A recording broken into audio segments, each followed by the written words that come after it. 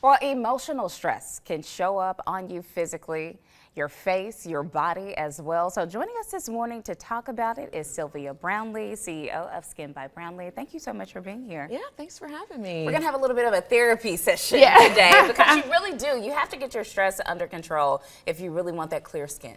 Absolutely. You know, that's like one of the first things I ask in the consultation with people is, tell me a little bit about your lifestyle, what your life is like at home, at work, because sometimes people can be doing everything right and they're still not getting those results they want. And we have to dive deeper into how they're managing things like stress.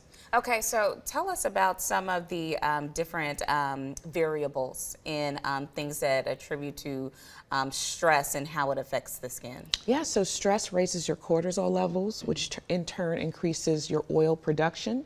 So if you have more oil production and you're acne prone, that's going to lead to even more breakouts. Okay. And so if we do just small things like walking for 30 minutes, producing some sweat, it's going to push those toxins out the body, which will help us to reduce those stress levels. So I'm hearing you say exercising is important. What about nutrition? Oh, even more important. Everything we put into our body can show up on our face in some form or fashion, whether it's acne, eczema, psoriasis. So there's a lot of skin conditions that can really impact how we look.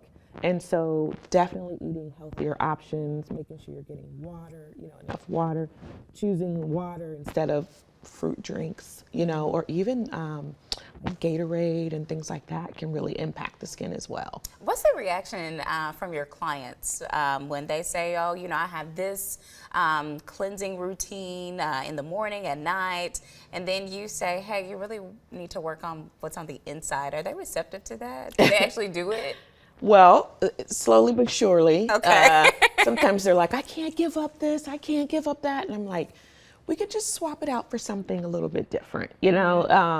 Instead of soda, you could drink the sparkling water, because sometimes it's a mind thing and it's like, it's that fizz. It's I that just need that carbonation, that's all. Exactly. So that's worked for a lot of people. It really just depends on what is it that you feel like you can't give up and how can we substitute it for something different. And the dairy as well. I know you always tout the dairy. The dairy cheese is the biggest pushback that I get. And so I'm like, okay, so for example, tacos, it's like everybody loves tacos in some form or fashion. So it's like, what about if we just add jalapenos and beans and tomatoes and guac? You won't even really miss the cheese. And they're like, no, I'll miss it. I'll know it's not there. Yeah, so it's like really working on your mindset too. Okay, and so when people come in, they do their consultations, and I've benefited from this, but you do provide such a calming atmosphere as well, which I think kind of adds to lowering the stress level, even if it's only for a minute. Yeah, I think sometimes people don't realize how much they're going. One thing that I've been doing when I have the time is doing yoga at the end of the night. And because you're so focused on the moves, you really don't have the time to think about whatever is going on in your life. And you leave and you're like, oh my God, I feel so good. It's a great way to end the night. Well, thank you so much for joining us. Really quickly, how can people reach you? www.skinbybrownleeandco.com. Thank you. Thanks for having me. And I will send it over to you. I will take it. Thank you.